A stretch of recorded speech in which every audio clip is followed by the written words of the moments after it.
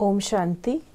प्रश्नोत्तरी कार्यक्रम में एक बार फिर आप सभी का स्वागत है, जिसमें हम आपके प्रश्नों को आदरणीय आशा दीदी के साथ लेते हैं। ओम शांति दीदी। ओम शांति। हमारे पास प्रश्न तो पहुंचते हैं और आप हमें हर बार वो समय देते हैं जिससे सभी के प्रश्नों का उत्तर मिल सके। बाबा मुरली में कहते हैं कि बिंदी लगाओ, और बाबा ने कुछ समय पहले भी मुरली में कहा कि जितनी बिंदी लगाओगे उतनी कमाई बढ़ती जाएगी। तो हमारे पास ये प्रश्न आया है कि सिर्फ जो बाबा ने कहा सिर्फ बिंदी लगाते जाओ, बिंदी याद है तो जमा होता है। जैसे स्थूल खजाने में भी एक के साथ बिंदी लगाते जाओ तो बढ़ता जाता है ना, ऐसे ही आत्मा भी बिंदी, बाप भी बिंदी, और ड्रामा में जो बीत चुका वो भी फुल स्टॉप अर्थात बिंदी। अगर हर खजाने को बिंदु रूप से याद करो तो जमा होता है। इसको विस्तार से समझाएं कि हर खजाने को बिंदु रूप से कैसे याद करें। जैसे ड्रामा है बिंदी, या हर खजाने को जो बाबा बोलते हैं बिंदी लगाओ बढ़ता जाता है। आपने अच्छा पॉइंट कैच किया जिसने भी ये प्रश्न पूछा है, जिसमें यदि बाबा के शब्द हैं ये खजाने को बिंदी लगाओ तो जमा होगा, ये जो है बाबा की मुरली के अंदर ये सेंटेंस है। क्या चीज? ये मुझे क्वेश्चन आया है। खजानों को बिंदु रूप में याद करो, सच तो मैंने नहीं सुना है। हाँ, ड्रामा को बिंदी लगाओ, हाँ, बाप और राइट, मैं बिंदी। तो खजाने को बिंदु रूप से वो, ये तो बाबा ने हम बच्चों को कई बार बताया है कि संगम युग आपका बहुत वैल्यूबल है। आप जब शूद्र से ब्राह्मण बन जाते हैं तो बाबा कहते हैं आपकी कौड़ी से हीरे जैसी जीवन हो जाती है, और जो हीरा है उसको आप वृथा तो नहीं गवाएंगे।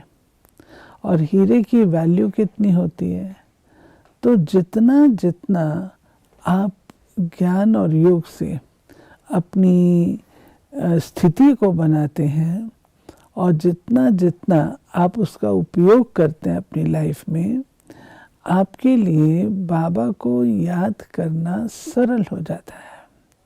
अब ऐसे नहीं है कि मैंने मुख से शिव बाबा बोला तो एक बिंदी लग गई, ऐसा नहीं है। बाबा ने शब्द कहा है याद करना। याद होती है दिल से, याद वैसे भी होती है, लेकिन वो याद से खजाना जमा नहीं होता है।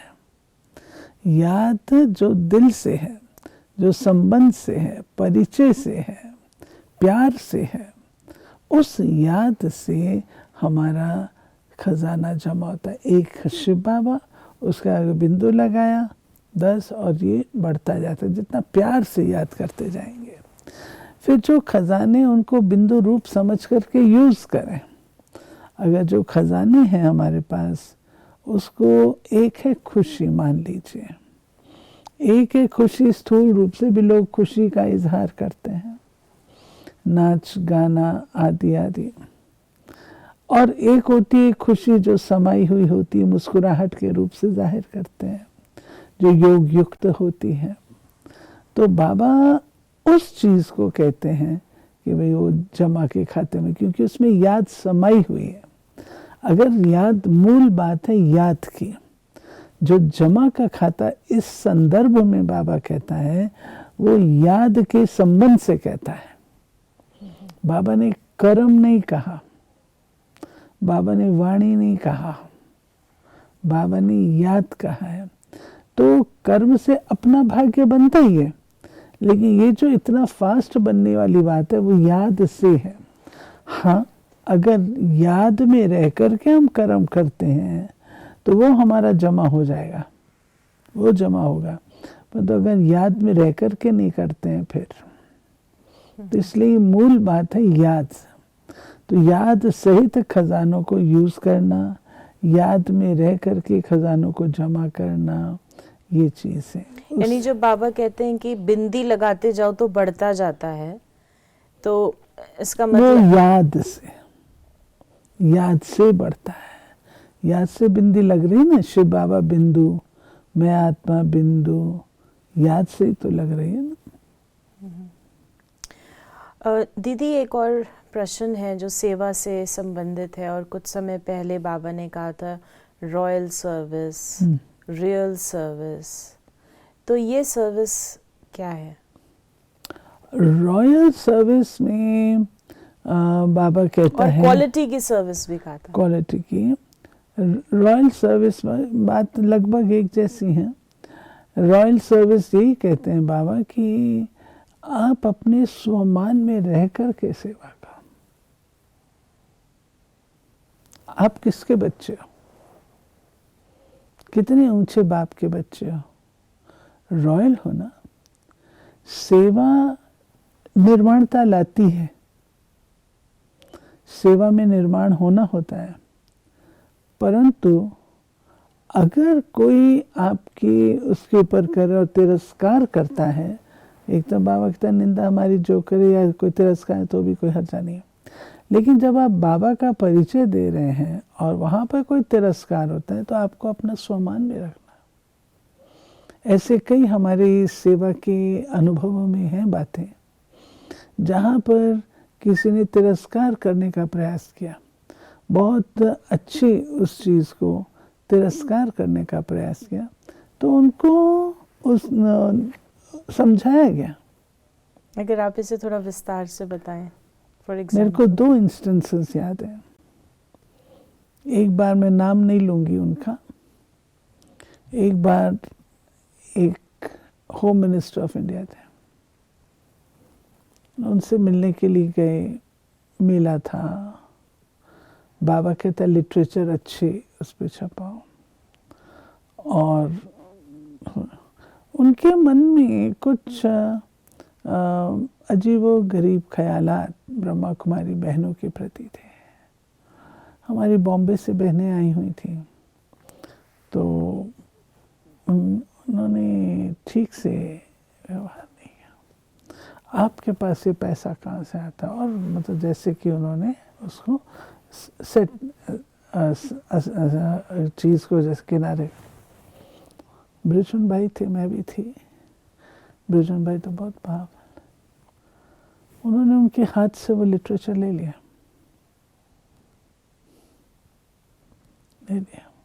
क्योंकि उसने डालना ही था डस्टबिन में, तो डस्टबिन में हम क्यों जाने देंगे, सामान। ऐसे एक और थी, वो यूजीसी की चेयरमैन, हमारा संस्था का काम था, हम लोग को और तो कोई काम होते नहीं है, संस्था का काम था। वो बहुत एडमेंट थी, उनको बताया, समझा, शिवंट बात, कोई बात नहीं, उनकी अपनी थिंकिंग है, we can not force anything, we can not pressurise, हम एक्सेप्ट करेंगे उनके डिसीजन जो, because she is in power. परंतु उन्होंने प्रसाद लेने से भी और जो कोई भी चीज़ लेने से भी अस्वीकार किया। तो हमने कहा घर की बनाई है, बहनों ने बनाई है आदि। अल्टीमेटली भाई साहब ने ले लिया उसका, ठीक है आप रहने दीजिए। उसको रियलाइज हुआ, फिर उसने उसको स्वीकार किया। तो जहाँ बाबा कहते हैं रॉयल सर्विस, अपने आप को झुका के चलाओ, अपने आप को उससे चलाओ, परंतु उसके साथ साथ स्वमान अपना अवश्य रखिए। स्वमान सहित जब आप सेवा करेंगे तब वो सेवा रॉयल सर्विस है। हम सेवाधारी लेकिन दीन अधीन तो नहीं है, 3 बाप के बच्चे हैं। तो दीदी इसमें क्या किया जाए, मतलब आपने बहुत सुंदर ये अनुभव, जो पहले तो ऐसा बहुत होता था, अब तो बहुत लोगों में अवेयरनेस है, आजकल तो ऐसा नहीं होता, फिर भी where do we draw the line, की जैसे कई बार बाबा के मीठे हम सभी बच्चे सेवा के उमंग उत्साह में किसी को बिल्कुल एडमेंटली हम उसकी सेवा करते हैं, तो where should we draw the line, where to back off, और वो आपको सेंस करना होता है उस समय सेंस। अगर उनके मन में ऐसा कोई ख्यालात आ रहा है कि शायद हम उनको लिटरेचर या ये प्रसाद काम निकलवाने के लिए कर रहे हैं, तो वी शुड विड्रॉ। हमारा ये तो काम नहीं है।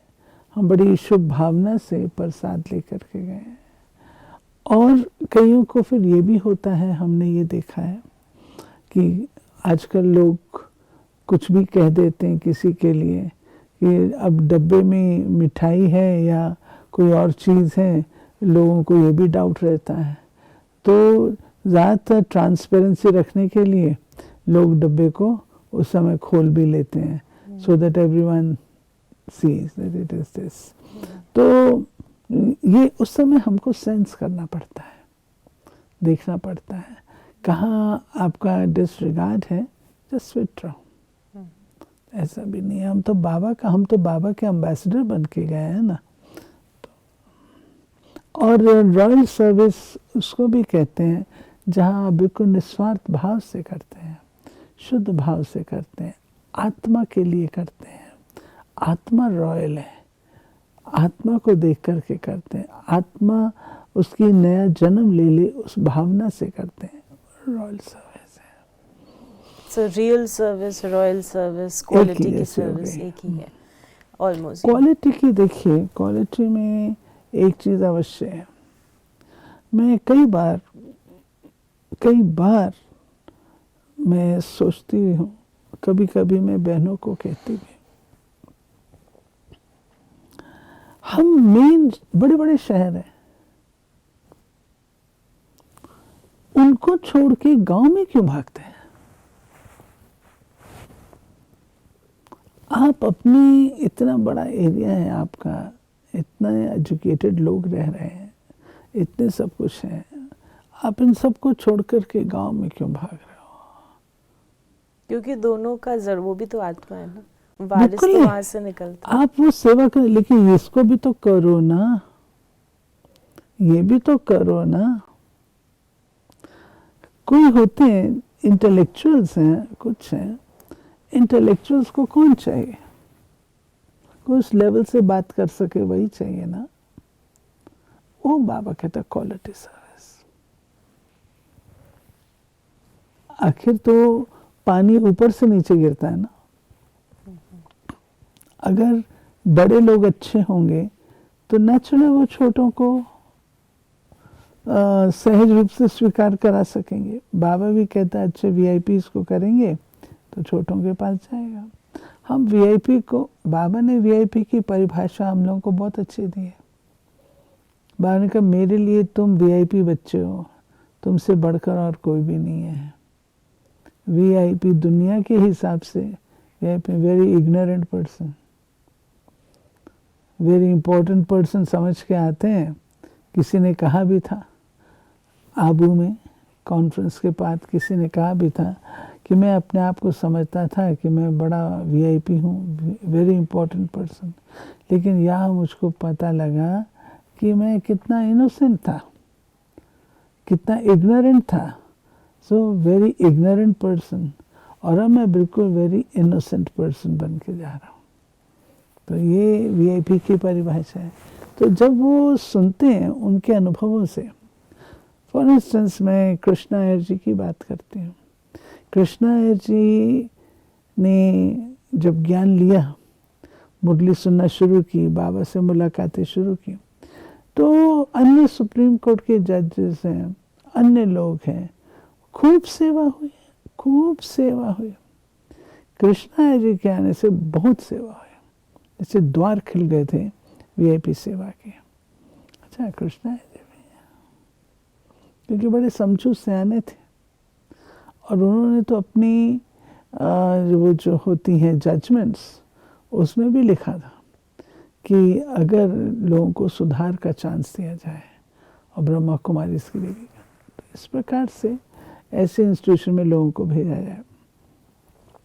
इस तरीके की जो बातें हैं उसको क्वालिटी सेवा बाबा कहता है, जो इंटेलेक्चुअल स्तर पर है।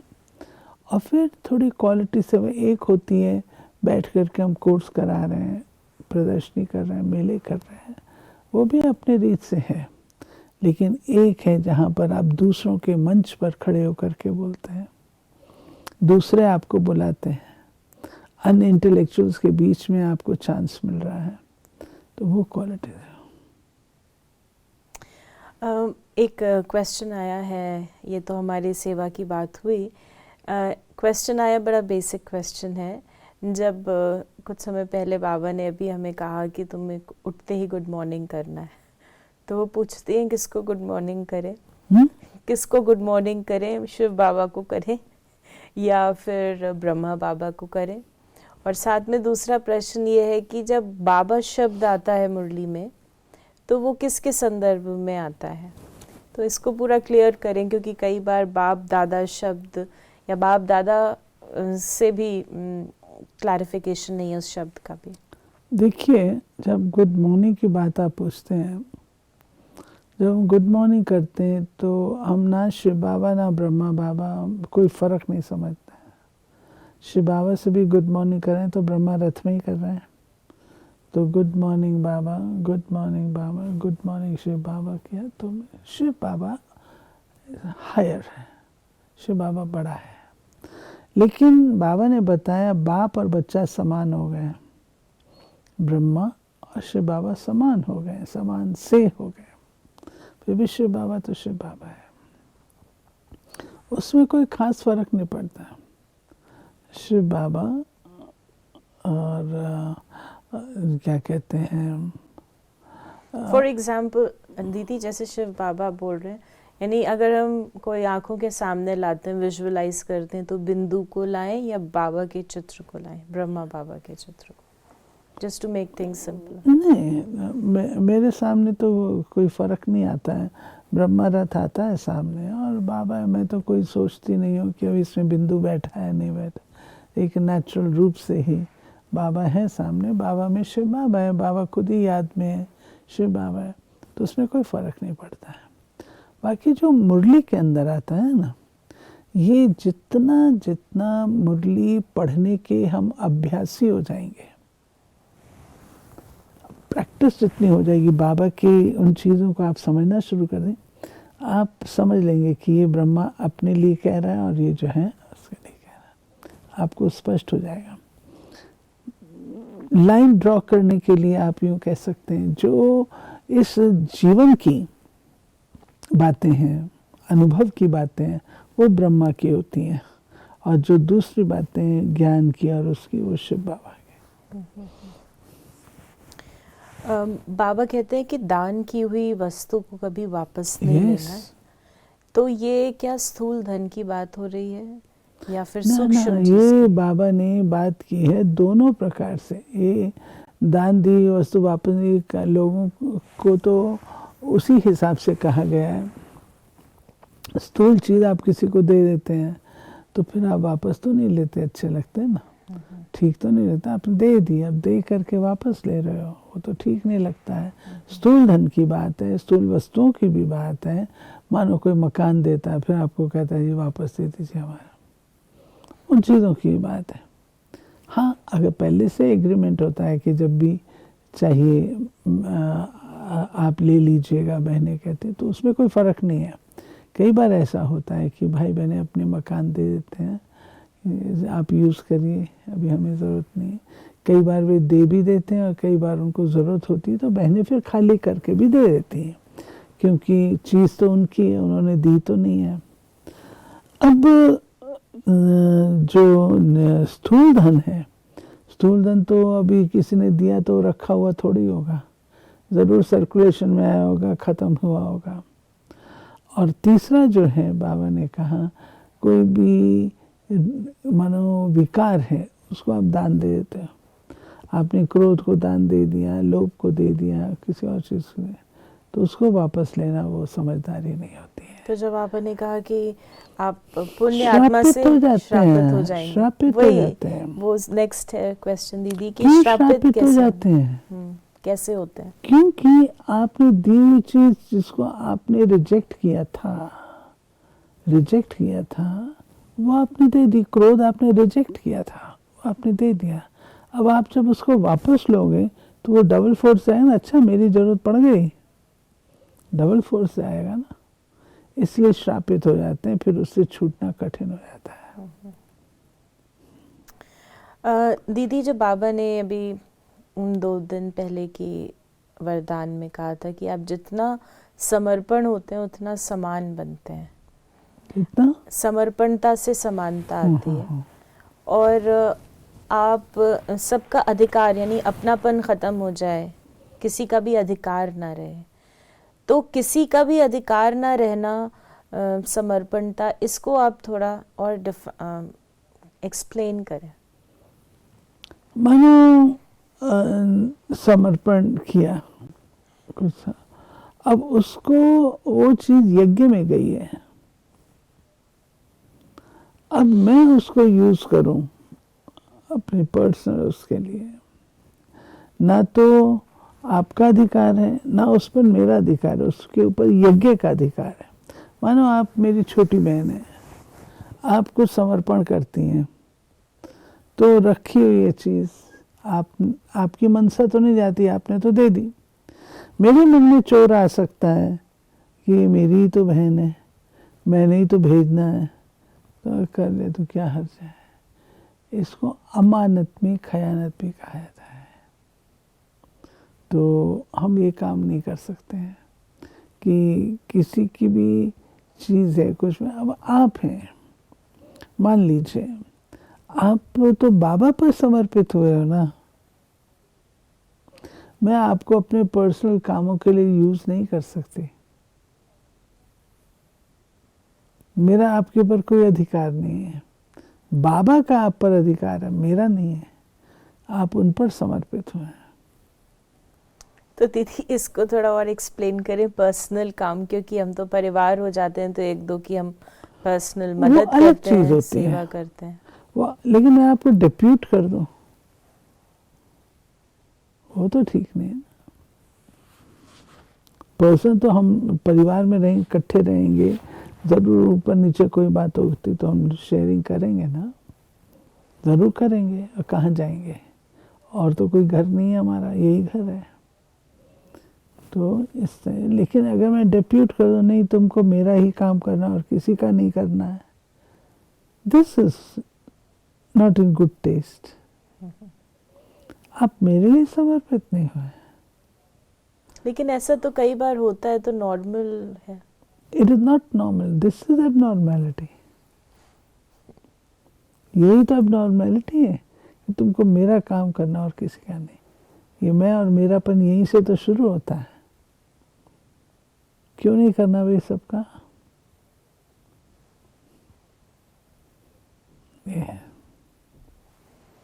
तो सूक्ष्म चीज़ें जो आपने बताई, एक तो स्थूल भी है, और दूसरा जो हम सूक्ष्म, जो भी आपने बात बताई कि बाबा पर बच्चे समर्पित होते हैं, तो बाबा की सेवा में वो रहें, पर्सनल सेवा में हम उनको एक्सक्लूसिवली डिप्यूट न करें, जो कई बार गलती से हो जाता है। दीदी, आपने स्थूल धन का समझ में आया कि ये स्थूल है, लेकिन सूक्ष्म रीति से मेरापन, दूसरों का अधिकार कैसे होता है? कई बार तो स्थूल नहीं देते, फिर भी समर्पणता में सूक्ष्म रीति से। मान लीजिए आपके अंदर भाषण का संस्कार है, आप भाषण अच्छा करती हैं, तो बाबा की चीज़ है ना, आप बाबा को समर्पित हुए हो, बाबा ने आपको वो गुण दिया है। मान लीजिए मेरी किसी बहन के साथ ये अनबन है, वो चाहती है कि हुसैन बहन आकर के भाषण करे, और मैं फॉर सम रीज़न और द अदर मैं कहते हैं हुसैन वहाँ भाषण नहीं करेगी। यानी सूक्ष्म रीति से ये अधिकार हो गया। यस, राइट थोड़ी है क्या? आप गुणों सहित शिव बाबा को समर्पित हुए, शिव बाबा सेवा को समर्पित हुए हो, आप डिस्टिंक्शन करके तो समर्पित नहीं हुए हो।